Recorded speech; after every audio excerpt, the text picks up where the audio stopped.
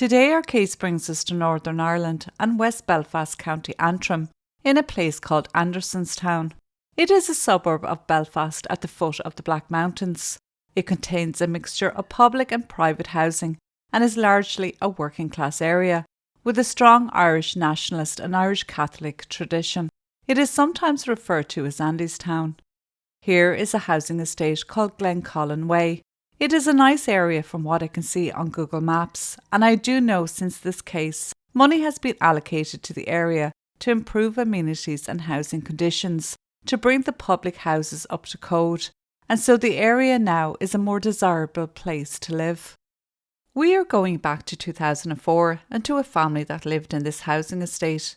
They were the McAlorams, a family of 9, 7 children and parents Frankie and Margaret. Megan was the third youngest, and in 2004 she was 16. She was brought up, loved, cherished and cared for by the whole family. Her sister described her as the sweetest wee girl, and very content as she got older. She was the kindest person ever. Her brother would say Megan was quirky, very cheeky, a strong wee girl, but that's all she was, a wee girl, only a child really at 16. She was into dancing, music and hair, all the typical teenage stuff. Megan knew what she wanted out of life and she was willing to work for it. She wanted to work with children, but she equally loved working with old people. She wanted her own car, eventually her own place, so her work ethic was second to none. She was more grown up than her peers because of this. She was the sensible one, the one who stayed in and didn't bother much with boys. They were just a distraction, and so while her friends played hard, Megan worked hard. But that doesn't mean she neglected her friends either. When she finished work at a local roadhouse restaurant, she would meet up with them and hang out. Megan worked alongside her sister at the Glenowen Bar and Restaurant on Glenside Road in Dunmurry. On the morning of the 12th of April 2004, Frankie and Margaret awoke to find Megan's bed empty. It was Easter Monday, and their first thought was that she had gone out after work and stayed the night at her sister's house. When they found that she hadn't, the family phoned friends to see if she was with them, but she wasn't. There was no sign of her. She was never the type to not come home, and she never gave her parents any trouble. Frankie and Margaret began driving around the neighbourhood, desperately searching for Megan. Everyone was trying to ring her, but no one could get through, and eventually her phone would go dead. The extended family tried to reassure Frankie and Margaret that everything would be all right. How wrong they would be. When Megan's parents called to her work at the time she was to begin her shift that day, there was no sign of her. And so now panic really started to kick in, and so they went to the local PSNI, which is the Police Service Northern Ireland, to report her missing. The family and friends by now had all descended on the home place to support Megan's parents. But what they didn't know was that same morning, a body of a girl was discovered in the hills above Belfast, in a forest a half a mile from Glenside Road in Dunmurry. At the bottom of a bank before the plantation was lying a badly beaten, half-naked body. There was evidence that she had been sexually assaulted and her head had been beaten so badly that she could not be facially recognised, and she would have to be identified by piercings, a tattoo on her body and DNA. It would later come out that she had 54 fractures to her face and head, and it was thought that a rock was used, which was never recovered. The police also felt that the body had been moved and she hadn't been attacked in the same place she was found. When the body was found, the police at the same time received a report of a missing girl who lived not far from the scene, and this report was brought to where the body was, and the details given were compared to the girl lying in front of them. Megan had a rose tattoo and a belly button piercing of a butterfly, so when they called the McAloram family, they felt they were 99.9% sure that it was Megan. 2 police officers called to the house of the McAlorams. The police didn't mess about, they just looked Margaret in the eye and told her, "We found your daughter this morning murdered." The whole family would never be the same again. Their little girl was gone at 16 years old. The police called again to the house, and they said the grief you felt when you walked into the house was overwhelming, but they were welcomed. At this time, the police wouldn't have been exactly trusted by this area of Belfast. and these policemen were welcomed with open arms.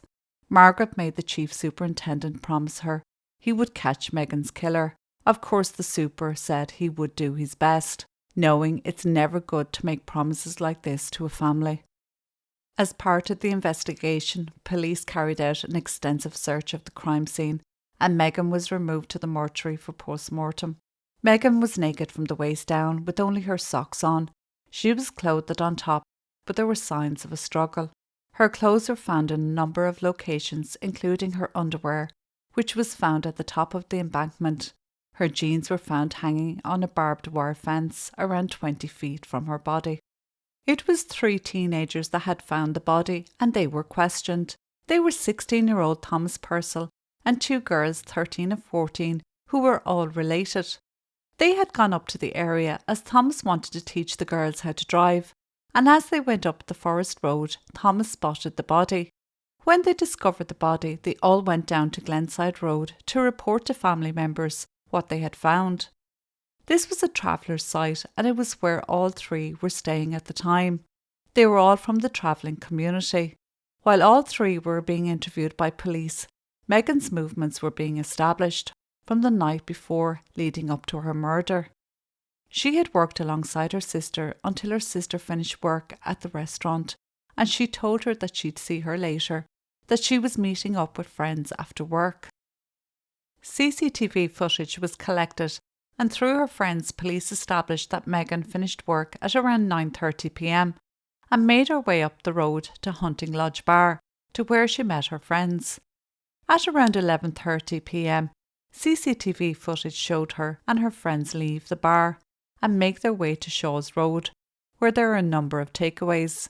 Megan and her friends went to a local fish and chip shop on this road and stayed around this area for a long time, up until at least 2 a.m. During this time, a high-end Volvo car is in the area, being driven around by a teenager with multiple other teenagers getting in and out of the car on the Shaw Road. Basically, the car had been stolen and it was being used for joyriding. The name of the driver was given to police by people that were on the Shaw Road that night. Some were saying, "I know him by the name Tom, Tommy and Thomas." In less than 24 hours, the police had a chief suspect, Thomas Purcell, the same teenager who had found Megan's body. Thomas Purcell said he was only 16. No birth certificate or proof of ID, including a driving licence, could be found for him. Thomas claimed to be 16, so he would be treated as a juvenile, but the police would think he was older than he said. When questioned about his whereabouts that Easter Sunday night, running into the Monday morning, he claimed he was in A&E at the Royal Victoria Hospital from late evening until 10 a.m. the next morning. He claimed he had stomach pains, and when police checked out his alibi, the medical staff that treated Thomas said they remembered him very well. He was in high spirits, laughing and joking with staff, a real charmer. And then he stole the phone belonging to the doctor that was treating him, while her back was turned. Telling the police the time he was in A&E was a stupid move, as this could be checked. When the police did go to the hospital to verify Thomas's alibi, staff and CCTV footage told a different story. Thomas did not arrive into A&E until 5 a.m. that Monday morning. Also, word was coming through to police that a man that worked in a bar and knew Megan was walking home on the Shaw Road around 3 a.m. that Monday morning when he saw Megan getting into a black Volvo. The police then asked Megan's family and friends, did they know Thomas, or would Megan have known him? They all said no, but it turns out that Megan's brother would say in an interview years later that Megan and her friends had been out the night before and Thomas turned up in a car and offered her and her friends a lift. Megan had refused, but her friends got in. So when he stopped when she was walking home that early Monday morning, she thought him to be an okay bloke, and so accepted the lift. As Megan's brother put it, quote, "One silly mistake and it cost her her life." Also, a group of teenagers that were on the streets that morning came forward with information. They told police that a black Volvo had passed them and they recognised the car first and then Megan. They had interacted with the car earlier that night, where the car was being driven recklessly around them, and as the car passed, one of the teenagers threw a Budweiser bottle through the back window in retaliation. After this incident, Thomas dumped the car near to where he lived on the halting site. When the police found the car, it had its back window put out and a Budweiser bottle was found on the floor. Other than that, the car was clean. There was no evidence of Megan having been attacked in the car. When police looked back on the CCTV footage of the hospital grounds on that Monday morning, when Thomas was arriving at the hospital, he was seen in a white van and not a black Volvo. It also turned out that this van had a damaged exhaust and it was loud. So when Thomas had changed over from the Volvo to the white van at the halting site, it woke his neighbour up as he drove away. After this, Thomas took Megan up into the woods, viciously attacked her, beating her head in until she was unrecognisable and until she took her last breath. It was then he went to the hospital to establish his alibi, and hours later he would bring his 2 nieces with him back up to the woods and discover her body. Even though it was a remote area, it was used by dog walkers and a kind of lover's lane for young couples, so it would have been only a matter of time before Megan's body was discovered anyway. But obviously Thomas wanted that for himself. It was also established that Thomas had returned before this and moved Megan's body down the embankment from where he had attacked her. Also, Megan's phone answered while she was being moved. Her brother was ringing her phone, which was in her pocket, and it answered by mistake, due to the movement of her body. Her brother would say he could hear rustling and footsteps. This was something that haunted him for a long time after. On the 13th of April 2004, Thomas Purcell was arrested and taken into police custody for questioning. When he got to the police station, Thomas was very agitated at this point, and the police felt it safer that they recorded him when asked to remove his clothes, as they thought he was going to kick off. Well, I don't care, you can take me, you can take me. You may take these by force and that's it. Thomas, understand what's what? No, come with me, I'm going to straight off you. Hey, Thomas, hey. Do you understand what's being about here? Okay, nobody's displaying any aggression to you. They took his clothes and DNA, and they matched to the DNA found in the semen on Megan's clothes and body. The police also seized the white van, and they found fibres on the front seat from the red jacket Megan had been wearing that night. There was also blood found on the steering wheel and gear stick, which belonged to Megan. In the final interview, Thomas was presented with all the evidence. He denied everything and tried his best to talk his way out of the murder. At the very end of the interview, when all was said and done, Thomas admitted that he had been with Megan. He admitted he had sex with her but claimed it was consensual, and that when they finished he dropped her off at the end of the road. The forensics suggested otherwise, but it couldn't be proved beyond a doubt, and so they didn't charge him with rape. As Megan's sister said later, this of course was putting a black mark on Megan's character. My opinion is, like all these scumbags, killing is never enough. The lies Purcell had told were all undone. His alibi was debunked, the forensic evidence was all there, tying him to Megan and Megan to him. CCTV footage and eyewitnesses were abundant. To police, they had a solid case to charge Purcell. Of course, a confession would have been the icing on the cake, but Purcell would not admit that he had indeed murdered Megan. With the news that Purcell had been charged and remanded in custody, the family's concentration went back to Megan, and it was time to give her the send-off she deserved. They unfortunately could not have an open coffin because of the damage done to her poor little face, so the family had to put their trust in the police that she was indeed in the coffin, and that it was Megan they were burying. Hundreds of people gathered at St. Oliver Plunkett Catholic Church for the funeral mass. While many, including friends and former classmates, stood outside weeping, the church was full to capacity. Father Martin McGill spoke about Megan, saying how popular she was with everyone, including the people she worked with. He also told of how she loved glamour and would often use her mother's best makeup. The police joined mourners for Megan's funeral, which would have been an unusual sight in the history of Northern Ireland. They were welcomed by the family and the community. Differences were put aside, and they were all united in the grief they felt at the loss of Megan. These are not my words, but the words of the superintendent. In April 2006, 2 years after Megan's murder, Purcell's trial was to begin and he was to be tried as a juvenile.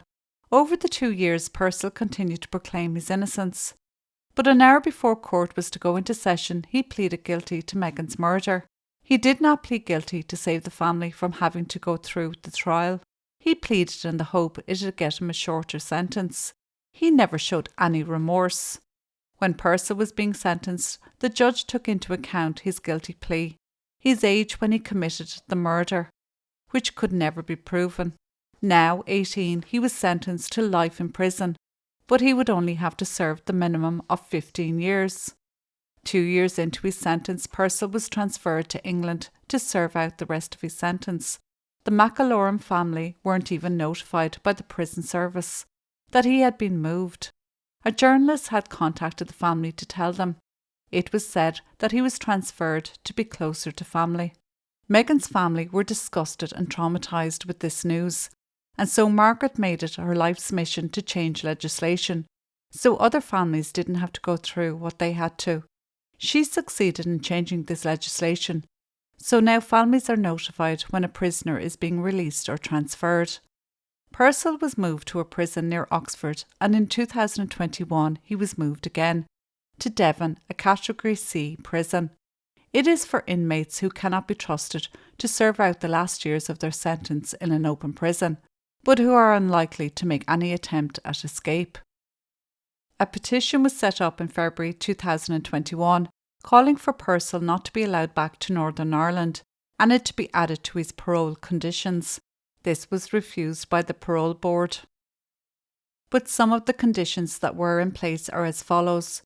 He was not permitted to contact any members of Megan's family or go to her grave where now her mother Margaret lies next to her. Margaret, 63, passed away in 2017 after a long illness, which was probably brought on due to her grief over the years. Her mother, like the rest of the family, never got over Megan dying, but she is with her little girl again. Over the years while Purcell was locked up, it had not been an easy run for the McAlorum family. At the parole hearing in 2020, they expressed to the board that the murder had a ripple effect not only on their family and generationally, but also on the wider community. They also revealed the ongoing mental and emotional turmoil the family have faced due to altercations with associates of Purcell going about their day-to-day business. They have never had an ounce of peace while Purcell was locked up. Purcell was released in March 2021 after serving 17 years. So who was Thomas Purcell? You would describe him as a vagabond with no fixed abode. It is said he was from the traveller community, but I couldn't confirm this anywhere. Other articles I read said he was a gypsy.